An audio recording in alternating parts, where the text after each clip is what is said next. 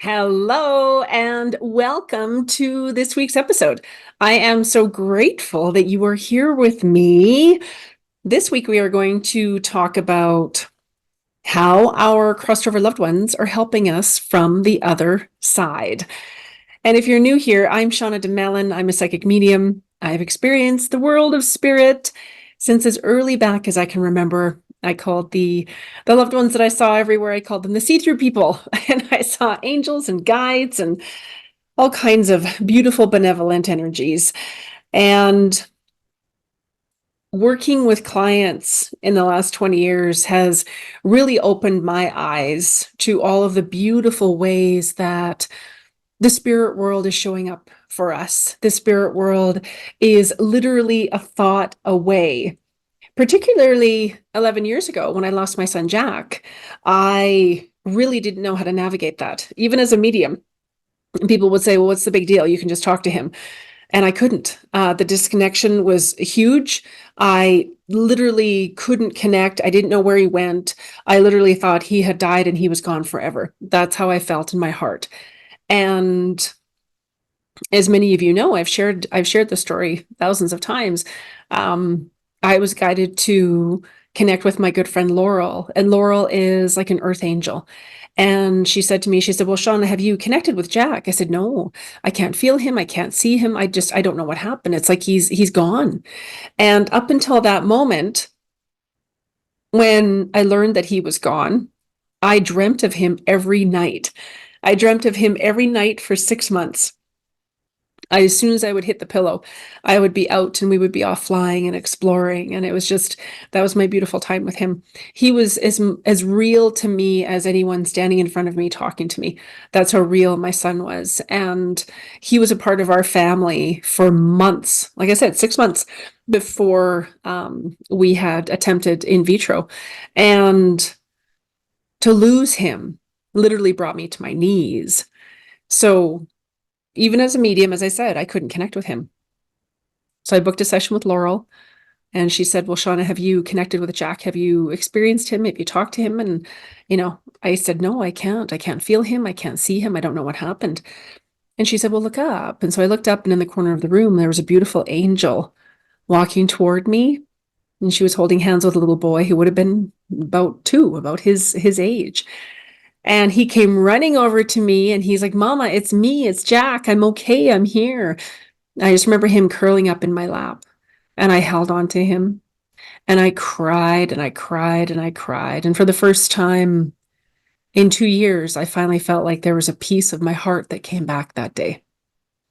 And I was able to start to fully grieve him and mourn him, knowing that he was safe, knowing that he was in the arms of the angels, knowing that he was with my other loved ones, my grandparents on the other side, brought so much peace and joy to my heart. And I still don't know all the answers. And even as a medium, we don't have all the answers. We're not God. There isn't a medium or intuitive or psychic I've met who is 100% accurate. We're not God. We're interpreting symbols and messages, and we're deciphering energy. And sometimes it can feel like we are playing charades with the spirit world. That's what it feels like sometimes. So I just know for myself personally that connecting with him that day literally brought me back to life. And my classes and the tagline on my website, everything that I do is around making that connection, because our loved ones are marinating in 100% unconditional love on the other side. Before they transition, they scoop up all the love and the memories from this life, and they take that with them. And they still have their personality, but they leave everything else behind. Any lower emotions, any loss, any grief, any sadness, any anger, any of those lower emotions and vibrations, they're left behind. They do not go with them to the other side. So when we make the connection with our loved one in spirit, we are connecting into all of those beautiful, benevolent energies. We are connecting into unlimited possibilities just by making the connection. And I always tell people, people say to me, well, I can't experience my loved one, and what's going on? What's happening? Why am I not getting the messages? What is this? And I always ask people, okay, how open and available are you? So if we look at this from an energetic perspective, everything is energy. So our loved one is marinating in unconditional love on the other side. And if our vibration, if our energy is resonating at grief, that's a much lower vibration. The consciousness scale by David Hawkins is where that information comes from. At the very bottom of the consciousness scale is 20. That's shame. Shame is the lowest vibration on the planet. Above that, at 75, is grief. And if we go up even higher, the vibration of love is at 500. So if we're deeply grieving our loved one, if we feel shame around anything around how they transitioned or any sort of shame, we are experiencing a gap. So if we're grieving and we're at 75 and our loved one is at 500, we're not able to make that connection. So that's the first place that I start with people, is to help them understand that their grief and their mourning will shift and change their vibration. If they're angry, if they're resentful, if they are feeling revengeful, if they're feeling any of those lower emotions, again, that's going to weigh our energy down. It's like a hot air balloon. And to connect with our loved ones, we need to raise our vibration. We need to release all of these lower, dense, heavy energies and thoughts and ideas. We have to release all of it so that our vibration can get high enough so that we can make the connection with our loved ones. When our vibration rises to hopefulness and gets closer to the level of love, our loved ones can come down a little bit and click into place with us. Okay. And that's what that connection is. The connection is always there. It's just there are certain things that can block the connection, if that makes sense. There are certain things, like I said, the emotional state can block it. Grief is huge. The majority of people that I work with over the years, there's grief. Well, I should have known, or sorry, not grief. There's guilt. I should have known something was different. I should have acted quicker. If I had done this, this would have happened. If I had done that, this would have happened. And if I had known, if they had reached out, and Peter Crone is known as the mind architect. And I love what he says. He says, suffering is a choice, and that doesn't lessen the loss. That doesn't minimize anyone's loss, anything that they've experienced. But suffering is a choice. Suffering says that shouldn't have happened. That event shouldn't have happened that way, that's wrong. And maybe it is. But if it was meant to be a different way, it would have been. And again, that doesn't minimize anyone's loss. So in the grieving process, in the grieving community, we talk about acceptance. As much as I hate it, my son Jack is not here with me in the physical. As much as I hate it, I can't, pick him up from school and wrap him in a big bear hug. As much as I hate it, he is no longer in a physical body. He's on the other side. And in having the awareness of all of those different emotions and all of those different experiences, we can have the most compassion for ourselves as we're grieving. We are right where we're meant to be, and we can choose happiness. I often tell people that joy and grief coincide. There's still days when I have moments of grief when I think about Jack, and I think about the life that I would have had if he had been here. I think of how different it would have been. I think of the future that I would have experienced with him, all the dreams, and watching him be who he came to be, watching him make a mess, watching him, learn to express his soul, watching him experience life in the physical. That isn't going to happen. And so it takes tremendous courage to ride the waves of grief. It really does. And I know from my own experience that having that connection with Jack that day, the day that I met with Laurel, I felt like I'd been plugged back in. Somehow the connection had been impacted. And I just feel like she worked her magic, and she helped me to shift and let go of the grief, the anger. I was angry at everybody. I was angry at God. I was angry at the doctor. I was angry at my ex-husband. I was angry at Jack. I was angry at everybody, myself. the most, because working as an intuitive, I thought, well, I should have known. I should have known. I should have picked up on this. What's wrong with me? Why didn't I see that?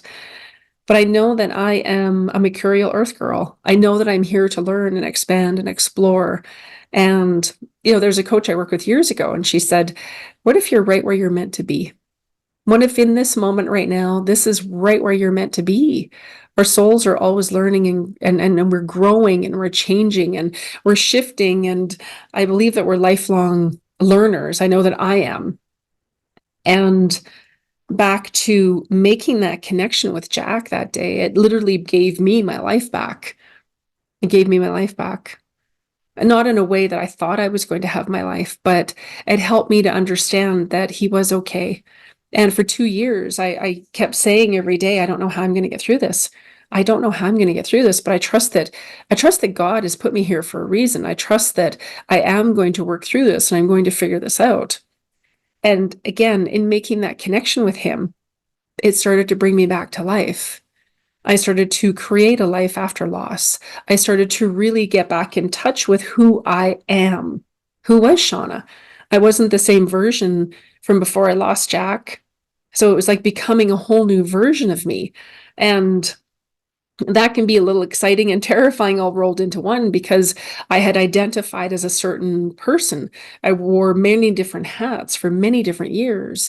And losing Jack forced me to look at, who am I? What is the life that I'm living? What is Jack's legacy? Am I living my life to the fullest? Am I honoring that little boy and who he would have been? He was in my life here in the physical for such a short amount of time. And so I know for a fact, I know from my own personal experience, that making the connection with our loved ones on the other side, it helps us. How can it not? We are connected into limitless possibilities and magic and the universal energies that are everlasting. So that is just one of the ways that our loved ones can help us from heaven, is in making the connection. Okay. Another way that our loved ones in heaven can help us is by bringing new people into our world. This is where I see the serendipity come into play, where people are guided to make a call, guided to attend an event, guided to do something. And they do, and they meet someone who changes their world. They're guided to, reach out to someone that they haven't spoken with in years, and they just pick up right where they left off. So another thing that I've seen over the years, the way that our loved ones will help us is, again, bringing new people into their world. I can't tell you how many times someone has reached out to me and they said, I just happened to see you today. It was random. I never go on TikTok during the day. I don't ever go on Instagram on the weekend, and there you were. Or, I heard someone else talk about you and I just felt guided to reach out to you. That is all spirit. So again, spirit will bring the right people into your world and allow them to do that. Allow them to do that. You see, our loved ones only want what's best for us. They are no longer here in their physical body, but they are 100% alive in spirit. The connection never dies. The love never dies. We are still connected. And if we're not experiencing our loved ones, it just means that we need a little bit more time to figure it out. Again, sometimes we're grieving and mourning so deeply that we're not able to experience our loved ones. And that takes time. It could be a not yet. There could be something somewhere where we're not letting it in. Okay. So we could have a fear, we could have a fear. This is what I teach in my mediumship classes. We may have a fear around opening up to spirit. We may have a fear of what's going to happen. We don't understand. Who can guarantee that our loved ones are safe, that as we open up, we're going to experience all of this beauty. And so just be open to the possibility that your loved one is going to bring new people into your world, not to replace your loved one. That's not possible, but to bring people in to support, uplift, help you to heal, help you to find meaning in your life again. Let them do that. Let them at least be willing to allow your loved ones in heaven to bring new people into your world. I always say, you angels, universe, I need more ground crew. I need more ground crew, people that get me, people that understand me, people I can be myself with. I need more ground crew. Please bring them and show me what you need me to do. And so lately I've been reaching out to all kinds of different groups and meeting new people. And there's no, I believe that we attract who and what we're in alignment with.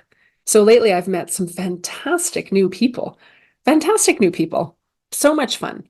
And I know that that's all spirit led because I ask and I know that the question is always going to be answered. Every time you ask a question, there's always an answer. Just be open and available to letting it come the way that it needs to. Not, it should look like this, and I want it to look like that, and it has to look like this, and this is the only way that it can show up. Because what we do is we put blinders on, and then we block the universe from bringing it to us in whatever way will just blow our mind, really, is what it comes down to. So again, allow your loved one to move new people into your world. Again, this is not to replace them. They're irreplaceable. There's 8 billion of us on the planet and none of us is identical. We're not. There's no one who is 100% identical to you. And there never will be. There never will be another person identical to you. So our loved ones are always telling us, in the sessions, they always say, live your dream, follow your heart, create your happiness, enjoy the little things, dream big, believe in miracles, embrace the possibilities, fall in love, go for it, live your life to the fullest. We're not here forever. So live your life to the fullest and allow them to bring new people into your world. So in this moment right now, you can place your hand over your heart and ask your loved one in heaven, can you bring me more people? Bring me more people who are in alignment with me. Bring me more people who will bring joy and uplift my life and help me to rebuild, help me to create a life that I love. Could you please bring those people to me? Bring people to me that feel like home. That's what I ask for. I will ask for them. I'll say, please bring people to me that make me that feel like home. And they do. Like you meet somebody and you hug them and they just feel like home. That's what I ask for. Okay. So just be willing. You don't have to do anything in this moment. This isn't replacing your loved one. Just be willing for them to bring new people, new experiences into your world. And I promise you they will. Another way that our loved ones help from heaven is through our dreams. And the first thing I have to say about this is I did a TikTok a few months ago, the Dream Journal. They did, I think it was the Dream Journal. I'd have to double check. But they did a study. They studied, I think it was 80 to 100 people. And the people who had lucid dreams before their loved one died, they still dreamt of their loved ones after they transitioned, after they died.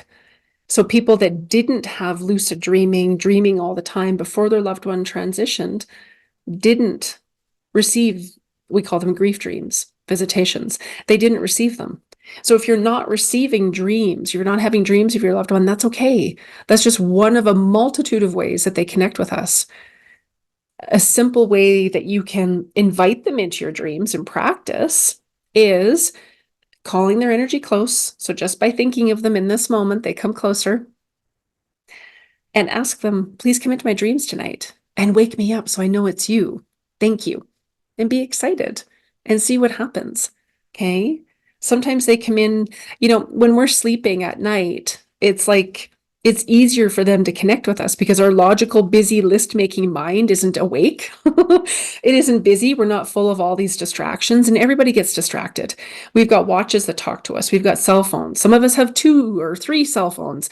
We've got computers. We've got laptops. We're playing games. We're watching TV. We're watching videos. We're listening to music. We're around people. Our cars are talking to us.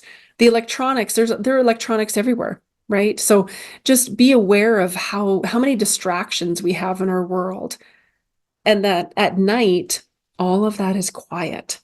And it's an easier time for them to come and make the connection with us from spirit.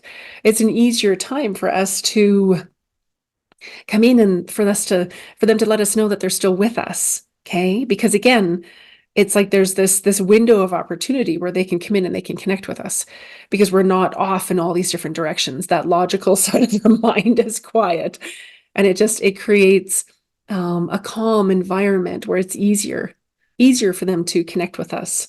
Okay. So in your dreams, sometimes I'll wake up, and I usually wake up at 4:44 and it's Jack. It's like, oh my gosh, it's you. I can feel him. Sometimes I wake up and I hear his laughter, and I just roll over and I go back to sleep. Okay. So just be open to the possibilities. That's all I'm asking you. And again, if you're not getting dreams, that's okay. That might not be the way that your loved one connects with you, and that's okay. Another way, this is really popular. Another way that our loved ones help us from heaven is they give us signs. They give us signs. I know I've shown this 100 times. But my son Jack gives me heart rocks. So I have heart rocks from him. I've got them all over the house. Absolutely amazing. Another sign from him are blue butterflies. The day that I went to get the butterfly on my tattoo, he was there. The room was full of butterflies. It was just the most incredible experience. And so signs, I call them, they're like sprinkles of love from heaven. They really are. And I've heard some mediums over the years say, signs, whatever, big deal, not a big deal. But you know what? Signs are hope. When we know that the sign from our loved one is, as an example, is a heart rock. I know for a fact when I find heart rocks, I'm so excited. I can feel Jack. I can sense him. I know that he's with me in that moment. And so signs are so beautiful. So beautiful. I would love to hear what your signs are from your loved ones. So feel free to leave me a comment and let me know what they are. And if you haven't received a sign yet, ask them, can you please give me a sign? And keep showing it to me so I know it's you. Keep showing it to me till I acknowledge. I say, oh, I've seen five feathers today. Is that my sign from my loved one? Oftentimes, just before we see a sign from our loved one, we'll be thinking of them. So if you see repeating numbers as an example, if you see 555, and every time you see 555, you're thinking of your loved one, that's them. And again, if you're not sure, ask them, keep showing it to me. Please show me in different ways. Please keep showing it to me till I know I get it. I know it's you. I didn't get the blue butterflies right away. It was actually my girlfriend. I went to go have a Reiki tune-up with her. I went to go have Reiki with her, and she looked at me and she said, Jack's here. And I said, is he? Oh my gosh, there he is. Because we all experience him differently, right? She's like, yeah. She's like, he's running around. And she said, he's got blue butterflies all around him. I looked at her and I said, oh my God. I see blue butterflies everywhere. I didn't connect with Jack. So even me, as his mom, as a medium, I didn't make that connection because I thought I had heart rocks. I didn't expect to have any other sign from him. Okay. So be open to the possibilities. And he kept showing it to me, kept showing it and kept showing it and kept showing it. So that's what I ask. And don't get frustrated. Because if we get frustrated, how come I'm not getting it? And that other person's getting it. Like we're blocking it. So and this is manifesting. It's stepping into the result and feeling it. So how will it feel? I know what it feels like to find a heart rock. I get all excited and I feel warmth in my heart. And I know that that's from my boy. It brings me such peace and hope. So I want you to feel that as well. Think of how exciting it's going to be when you know what the sign is from your loved one. Okay? How exciting it is. And then on the days that are difficult, ask for more of them. Last year was a really difficult year for me. And on his anniversary, I went out to the mountains, and on the drive out, I kept saying, Jack, Mama needs a heart rock today. Please. Thank you. Thank you, honey. I found 31 that day. 31. I'm sure if I stayed there longer, I would have found more. But here I am coming back to the car with all these heart rocks. That's how it works. And that's how it can work for you as well. It just takes a little bit more practice. That's all. Once you get into the feeling of it, feeling it done, connecting into it, feeling how wonderful it is, right? And allow the signs to come to you in a multitude of different ways. I had one client, her sign were rainbows. And she said, well, it's the middle of winter. I'm not going to see a rainbow. And I said, no, just keep an eye out. They'll show it to you. So then she saw someone who had rainbow earrings. She saw a rainbow on her computer. She saw a rainbow on a truck that drove by, right? Like they'll bring it to you in ways that we can't even imagine. Okay? So if you're not getting the signs right now, put your hand over your heart. Think of your loved one and ask them, please give me a sign. Please let me know that you're here with me. Please give me a sign and keep showing it to me till I know that it's you. It might take once, it might take 10 times, and that's okay. You'll start to notice the patterns. Okay. And draw me a comment. Let me know. Let me know what those signs are. I would love to hear all about it. Okay. I get pictures all the time. People send me pictures, people send me messages. They're so excited. Because again, signs are sprinkles of love from heaven. They really are. They're hope. They give us hope. And it gives us something to look forward to. It really does. And one last way that our loved ones help us from heaven is by simply bringing their energy closer. Okay. This is so comforting to know. I always tell people, I want everyone to know that they're not alone. We may feel alone, but we're never alone. Just in this moment right now, think of your loved one. Their energy is there with you. Okay. Their energy is there with you. And when they come close to you, it's comforting. It's comforting, even though you may not see them, you may not hear them, you may not feel them, you may not even know that they're there. That's okay. In time, you will. So just knowing that they're there with you, knowing that anytime you think of them, they're there. When you look at their pictures, they're there. When you share memories of them, they're there. In that moment, they're there with you. It's that quick. And by bringing their energy closer, just knowing that they're there, it brings us comfort and peace. And again, it helps us to know that we're not alone. I remember after I lost my partner, I didn't know how I was going to navigate that. And he would always come closer. I would sit, close my eyes and ask him to come closer, and I could feel him. And it took practice because I was so deeply in grief after I lost him. So deeply in grief. And in time, right? I could practice. I could feel him. So same thing, right? Just one of my favorite meditations is Dr. Joe Dispenza. He's got a morning meditation and an evening meditation. And so at night you listen to it just before you go to sleep. Puts you in a beautiful state. We think of how grateful we are, all the beautiful things that happen during the day. That's what we go to sleep in, because whatever our last thoughts and emotions are before we fall asleep, we're marinating in that for up to 4 hours, even longer sometimes. So we want those last thoughts and images and feelings that we have before we go to sleep to be beautiful and positive. Okay. And then the morning meditation sets your day up. It'll clear your energy field.